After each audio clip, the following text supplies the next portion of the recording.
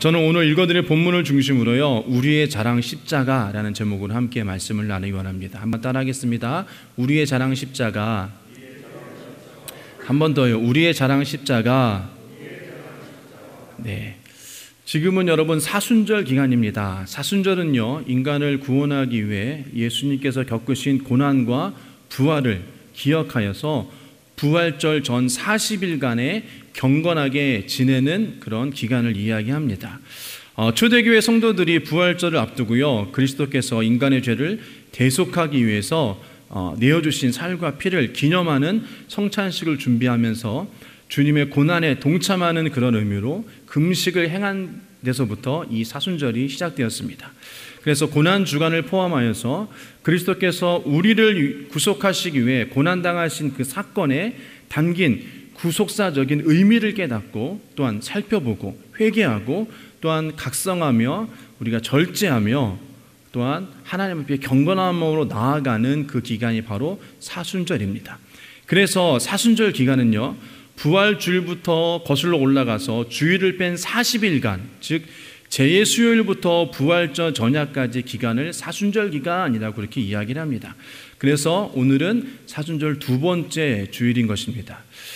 기독교에서 여러분 사순절의 시작을 알리는 교회력의 절기가 바로 제예수요일인데요, 특별히 교회 역사 가운데 시대에 따라 모양으로 이 절기를 지키다가 AD 325년 니케아 종교회의에서 40일로 결정을 하게 되었습니다.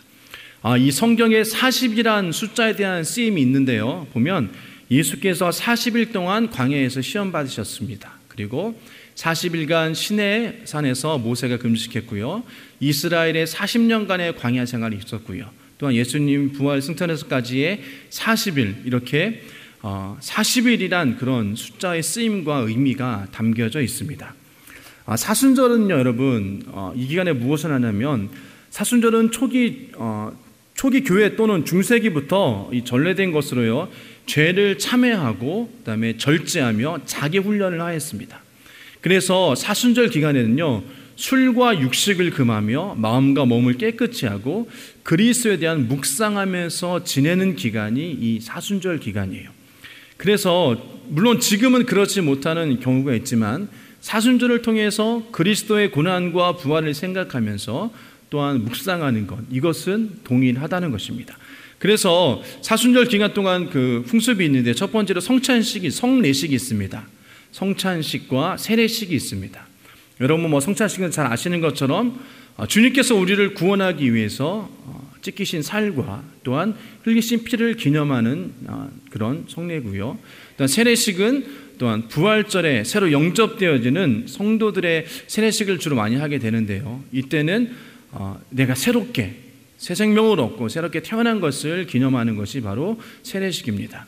두 번째로 여러분, 사순절 풍습에는요, 금식과 절제함이 있습니다. 굉장히 예전에 교회로부터 수세기 동안 엄격하게 지켜져 왔습니다. 저녁 전 한 끼 식사만 허용되었고요, 물고기와 고기 등의 육류와 우유와 달걀로 만든 음식까지 다 금지되었습니다. 그러나 8세기 후반서부터는 이런 건 좀 흐려지고요, 14세기는 금식에 대한 것보다는 절식에 대한 것이 더욱더 활발했습니다. 그래서 15세기에 와서는 그냥 정오에 식사하는 것, 정오에만 식사하는 것이 일반적인 종교적인 간습이 되었어요. 그러나 사순절 기간에 연극, 무용, 연애소설 읽는 것 같이 오락행위가 금지되어는 것이 계속적으로 사순절 기간에 이루어져 왔고요, 또 구제와 선행을 많이 기억하면서 행했고요, 또 개인적으로는 성경을 읽고 쓰기와 예수 그리스도의 고난을 묵상하는 것이 사순절 동안에 그런 내려오는 그런 풍습이었습니다. 근데 여러분, 풍습도 중요하지만 사순절의 가장 중요한 의미는 부활하신 주님을 영접할 준비를 하는 것이 사순절 기간이라는 것이에요.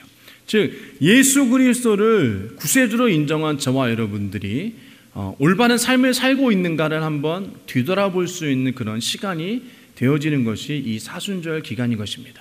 그래서 예수 그리스도의 고난과 구속 사역을 기억하고요, 또 내가 하나님의 나라의 백성됨을 감사하고 또 그 백성된 자로서의 삶을 올바로 살고 있는가를 한번 뒤돌아보는 그런 삶의 자세를 갖는 기간이 사순절이에요. 근신하고 절제하고 또 내 마음을 살피고 주님의 제자로서의 올바른 삶을 내가 살고 있는가, 또 영적인 훈련을 하는 기간이 이 사순절 기간인 것입니다. 초대교회 성도는요, 온갖 핍박을 받으면서도 하나님께 감사할 수 있었던 것은 우리를 향한 그리스도의 사랑과 피 흘리심으로 인해 하늘나라의 소망을 가진 그런 백성들이 되어졌기 때문인 것입니다. 그러나 지금은 우리 이 시대는 이 절기에 대한 것이 많이 좀 흐려졌습니다. 그렇지만 이 절기에 대한 의미는 우리가 반드시 기억해야 되는 것이에요. 부활절은 성도에게 믿음과 새 생명에 대한 기쁨을 주는 그런 절기입니다. 그러나 여러분, 사순절의 준비 과정이 없이는 부활절을 맞는 것이 무의미한다는 것입니다.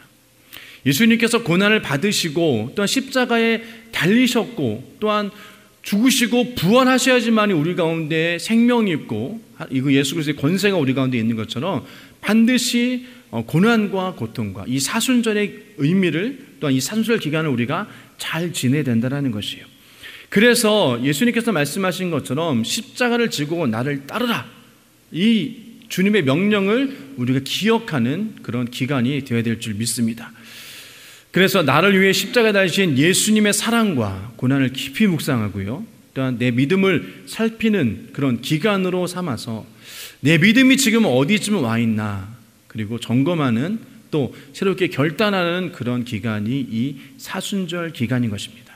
그래서 저와 여러분들이 이 사순절 기간에는 좀 절제하시고요, 더욱더 예수 그리스도를 생각하시고 고난과 또한 죽으심과 부활과 또 나에게 새 생명 주신 것을 기억하면서 묵상하시는 그런 저와 여러분 되시길 주님의 이름으로 부탁을 드립니다.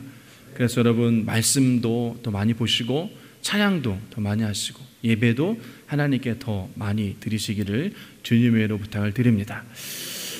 그래서 오늘 저는 여러분 이 십자가에 대해서 좀 생각해 보기를 원합니다. 오늘날 우리가 생각하는 십자가의 개념과 또한 당시 사도 바울 시대 당시 유대인들과 헬라인 그리고 로마인들이 생각하는 십자가는 여러분이 잘 아시는 것처럼 많은 차이가 있었습니다.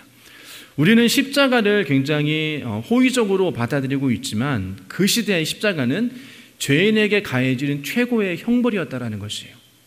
그래서 굉장히 수치스러운 것입니다. 그래서 십자가는 죽음과 수치와 고통을 대변하는 것이 바로 십자가였어요.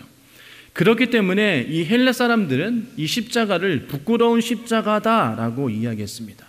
그래서 십자가를 자랑하기보다는 그들이 가지고 있는 지혜나 부를 자랑했습니다. 유대인들은 십자가를 걸리는 돌과 또한 넘어지는 바위 같다라고 생각해서 굉장히 미련한 것이라고 생각했습니다. 그러나 오늘 본문의 사도 바울은 이 십자가를 내가 자랑한다, 그리고 담대히 선포한다라고 고백했다라는 것입니다.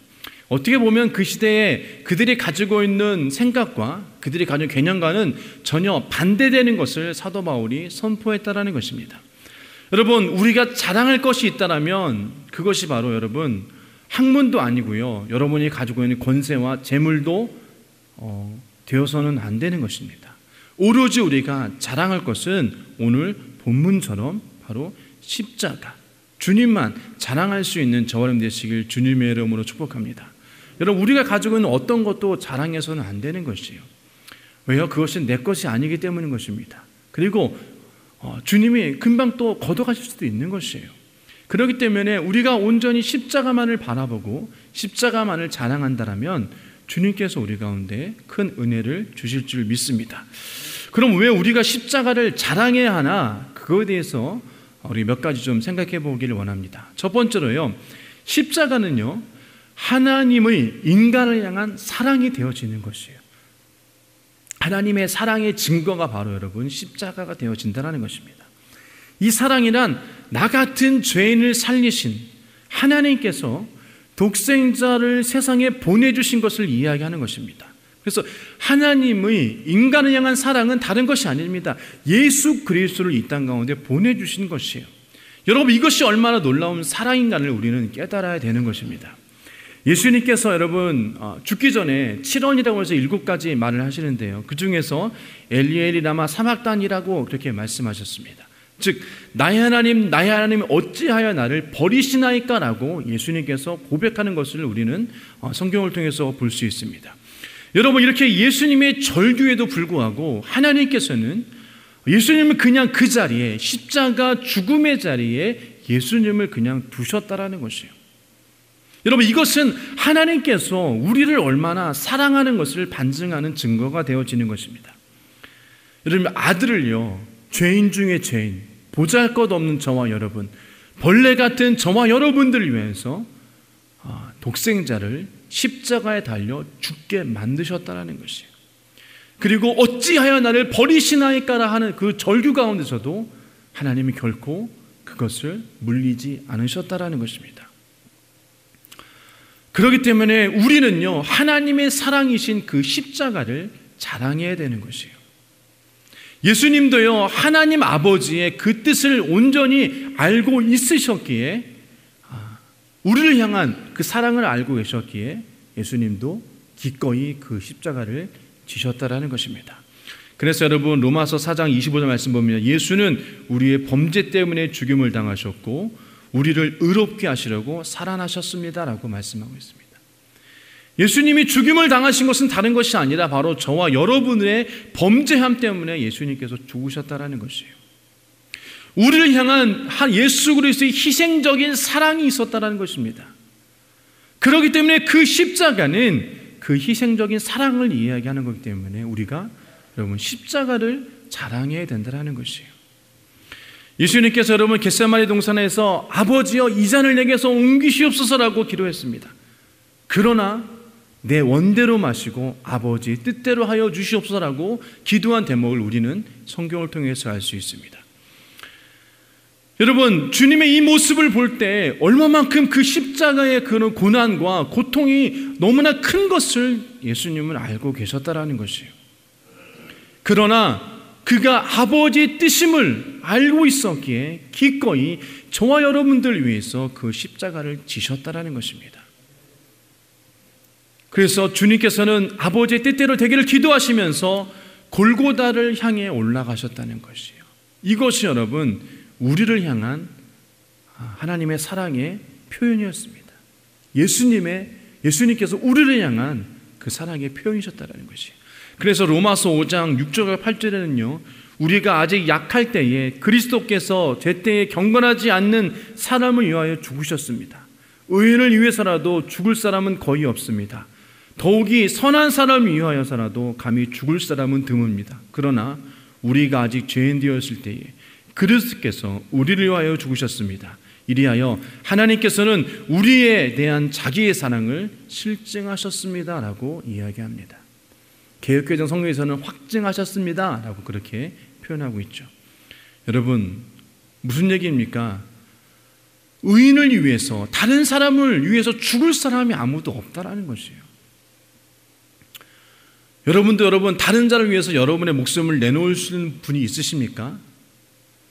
예, 여러분이 저한테 부탁하시면 저는 그 부탁을 정중히 거절할 것입니다. 네. 그러나 여러분, 예수님은요, 저와 여러분을 위해서 죽으셨다라는 것이죠.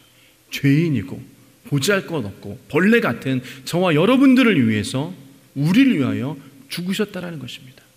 그리고 성경은 그것이 하나님의 사랑이다라고 확증하셨다라고 말씀하시는 거예요. 그렇기 때문에 우리는 그 사랑을 받아서 구원받았습니다. 그 사랑 때문에 우리가 영생을 얻은 것이에요. 그렇기 때문에 우리가 그 십자가만을 자랑해야 되는 것입니다. 여러분, 어찌 우리가 그 십자가를 자랑하지 않을 수 있겠습니까? 여러분, 우리가 주님의 십자가 자랑하는 걸 주저한다면 내가 지금 주님의 은혜를 누리고 있는 자인가, 은혜를 내가 기억하는 자인가를 여러분 생각해 봐야 되는 것입니다. 그래서 늘 울어도 눈물로써 여러분 못 갚은 그 사랑에 우리가 날마다 눈물을 흘리는 그런 저와 여러분 되시길 주님의 이름으로 소원합니다. 아멘. 두 번째로 여러분요, 그 십자가는 변화를 이루는 하나님의 능력이 되어지는 것입니다. 고린도서 1장 18절 말씀 보면요, 십자가의 말씀이 멸망할 자들에게는 어리석은 것이지만 구원받는 사람인 우리에게는 하나님의 능력입니다라고 말씀하십니다. 또 로마서 1장 16절에는 나는 복음을 두려워하지 않습니다. 이 복음은 유대인을 비롯하여 그리스 사람에게 이르기까지 모두 믿는 사람을 구원하는 하나님의 능력입니다라고 이야기합니다. 십자가는요, 변화를 일으키는 그런 능력이 되어지는 것입니다. 왜요? 그 능력으로 말미암아, 그 십자가의 은혜로 말미암아 저와 여러분들이 죄인을 의인으로 변화시킨다라는 것이에요. 그리고 죽을 수밖에 없는 저와 여러분들을 다시 살리신 것입니다. 옛사람을 새사람으로 변화시킨다라는 것이에요. 변화의 능력을 가지고 오는 것처럼 십자가의 능력입니다. 그래서 이 능력은요, 지옥 갈 저와 여러분들을 천국으로 인도하게 되는 것인 겁니다. 그리고 자기만을 위해서 살던 사람들을 남을 위해서 살게 만드셨어요. 이것이 여러분 우리 그리스도인의 변화되어진 모습입니다. 이 변화되는 모습은 다른 것이 아니라 바로 십자가만을 통해서 그것이 이루어질 수 있다는 것이에요. 십자가를 통해서 여러분 바꿔놓으시는 것입니다. 그 은혜로 말미암아 저와 여러분의 삶의 모습이 바꿔지게 되어지는 것이에요. 여러분, 무엇이 사도 바울을, 예수 믿는 사람을 잡아다 죽이던 사울을 여러분 바울로 변화시켰습니까? 또 무엇이 여러분 그 베드로를 십자가에 달려 거꾸로 죽게 만들었습니까?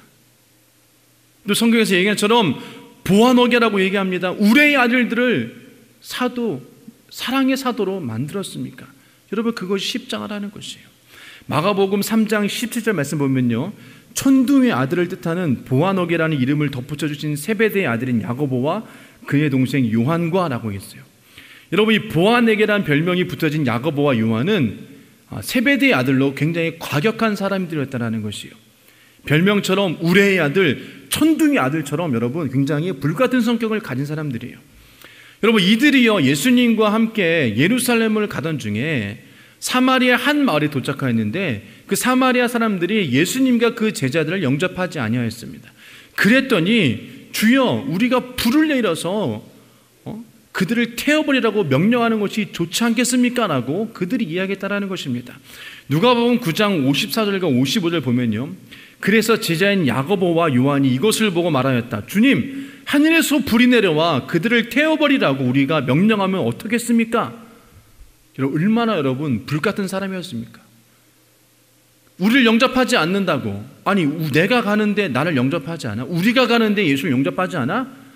예수님, 저들을 그냥 불을 내려서 죽여주십시오, 이렇게 얘기했다라는 것이에요. 얼마만큼 그들의 성정이 불같은지 잘 알 수 있습니다.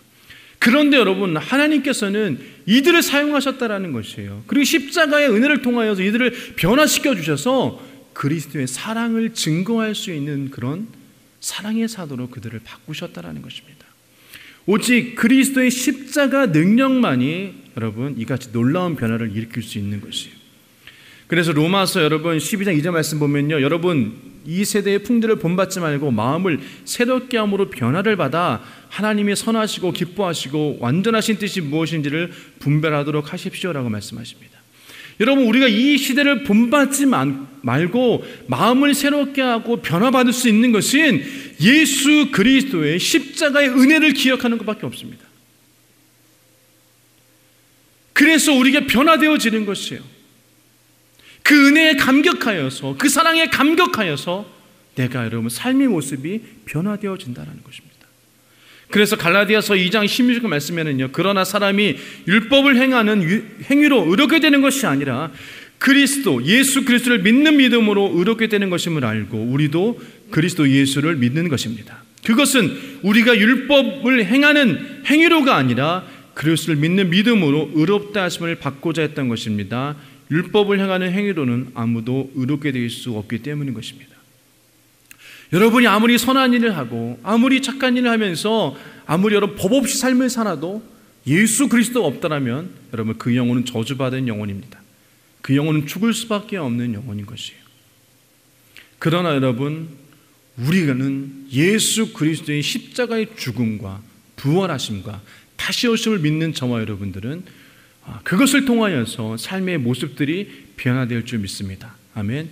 그래서 여러분, 결코 우리가 여러분 이 세대를 본받지 말고 오직 믿음으로 말미암아 우리가 변화되어지는 그런 저와 여러분 되시기 주님의 이름으로 축복합니다. 세 번째로 여러분, 이 십자가를 통해서 구원이 완성되기 때문인 것이에요. 철학자 임마누엘 칸트 이런 말을 했습니다. 죽음이란 자기의 개인의식에서 벗어나는 순간이다. 그러므로 새는 죽는 순간에 슬픈 소리를 내지만 사람은 죽는 순간에 가장 착한 말을 한다라고 이야기했습니다. 여러분, 아무리 악한 사람이라도요, 최후의 순간이 되어지면 그가 진실을 이야기한다고 합니다. 제 아무리 거짓말하는 사람이라도 그 죽음을 앞둔 그 시간에는 여러분 진실함으로 이야기한다라는 거예요. 그래서 우리는 죽을 때 어떻게 죽습니까? 껄껄껄 하면서 죽는다고 이야기를 하죠.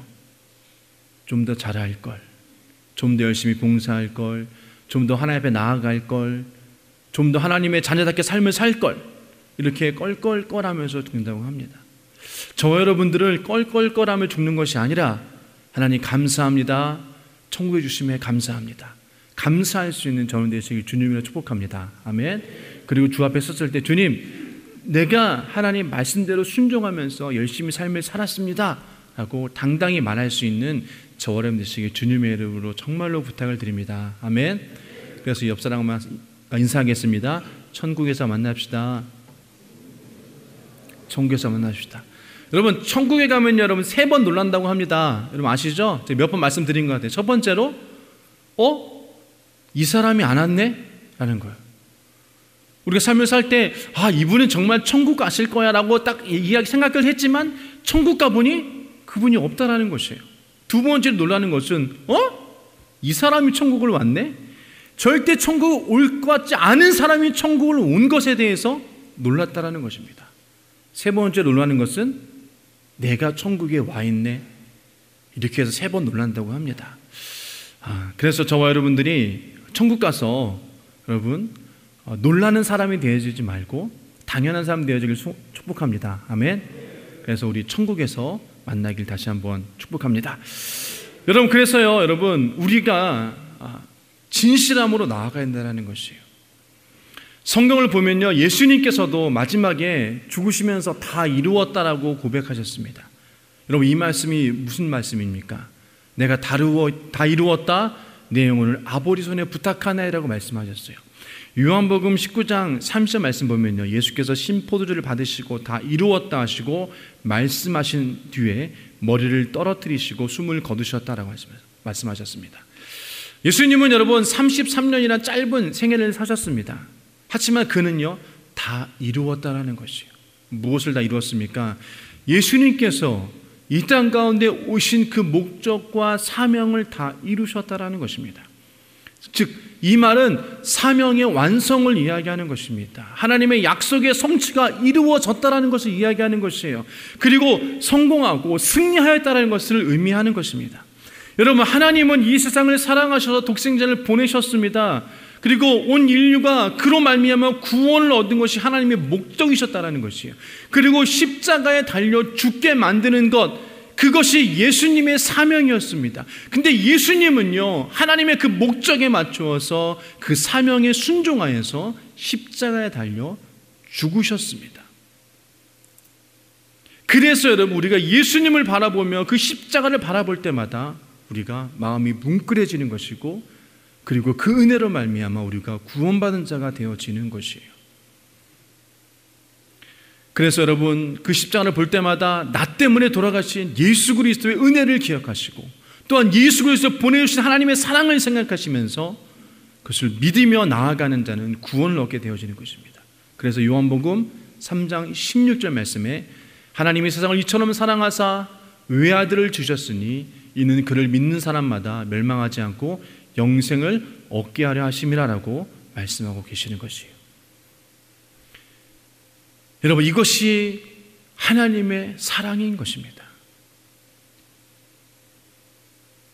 이것이 아니면 우리는 여러분 결코 구원받을 수 없는 것이에요. 그래서 예수님 여러분 구원을 완성하시고 돌아가신 것입니다. 그리고 죽기까지 충성하셨다라는 것이에요. 저와 여러분들 삶 가운데 정말로 죽기까지 충성하시기를 주님으로 부탁을 드립니다. 아멘. 말씀 우리가 들었으면 말씀대로 좀 삶을 살기를 축복합니다. 저도 여러분 노력하겠습니다. 여러분들도 말씀대로 삶을 살기 위해서 기도하시고 노력하시길 주님으로 부탁을 드립니다. 아멘. 그래서 여러분 우리가 2021년도 한 해에 하나님을 좀 더 바라보시고 힘을 얻으시면서 이 힘들고 어려운 이 코로나 이 시기를 반드시 이겨나가고 승리하시기를 주님의 부탁을 드립니다. 아멘. 여러분 이사야서 53장 4절과 5절 말씀에는요 이렇게 말씀하십니다. 여러분 이 중요한 말씀 우리 한번 같이 읽겠습니다. 시작. 그는 실로 우리가 받아야 할 고통을 대신 받고 우리가 겪어야 할 슬픔을 대신 겪었다. 그러나 우리는 그가 징벌을 받아서 하나님께 맞으며 고난을 받는다고 생각하였다. 그러나 그가 찔린 것은 우리의 허물 때문이고 그가 상처를 받은 것은 우리의 악함 때문이라.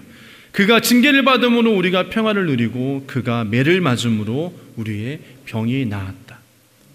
예수님께서 십자가에 달려 죽으신 고통의 의미를 말씀하고 있는 것이에요. 그래서 이사야서 53년 7절 말씀 보면요 주님께서 그를 상하게 하고자 하셨다. 뭡니까? 하나님의 뜻입니다. 주님께서 그를 병들게 하셨다. 그의 영혼을 속건제물로 여기면 그의 자손을 볼 것이며 오래 살 것이다. 주님께서 세우신 뜻을 그가 이루어 드릴 것이다. 하나님이 세우신 그 뜻을 예수님께서 이루어 주신다라는 것입니다. 그리고 그 이루어진 그 은혜로 말미암아 우리가 십자가를 바라보게 되어지고 그것을 통하여서 우리가 구원의 완성을 이루게 되어지는 것입니다. 여러분 결론입니다. 지금 우리 이 나라에는 1천만 성도가 있다라고 그렇게 이야기를 합니다. 근데 여러분 정말로 이 1천만 성도가 진실로 십자가를 살아가고 있으며 진실한 그리스도인답게 삶을 살고 있는지를 생각해 봐야 되는 것입니다. 그리고 지금 우리에게 베풀어 주신 그 하나님의 은혜가 얼마나 큰지를 기억하고 감사하면서 그 말씀에 순종하고 삶을 살고 있는지를 우리는 한번 생각해 봐야 되는 것이에요.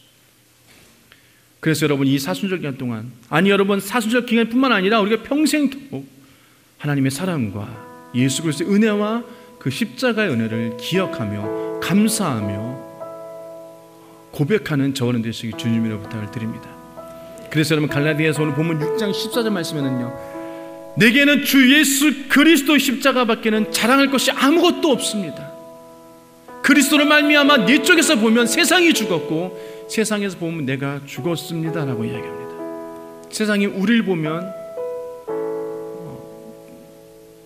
무지한 사람, 어리석은 사람일지도 모릅니다. 하지만 여러분 주님께서 그 어리석은 모습을 기뻐 여기시는 것입니다. 그래서 우리가 여러분 십자가밖에 잘할 것이 없다는 것을 기억하시기를 원합니다. 지금 내가 십자가를 자랑할 만한 삶을 살고 있는가, 아니면 십자가를 숨기며 부끄러운 삶을 살고 있는가를 우리 자신을 돌아봐야 되는 것이에요.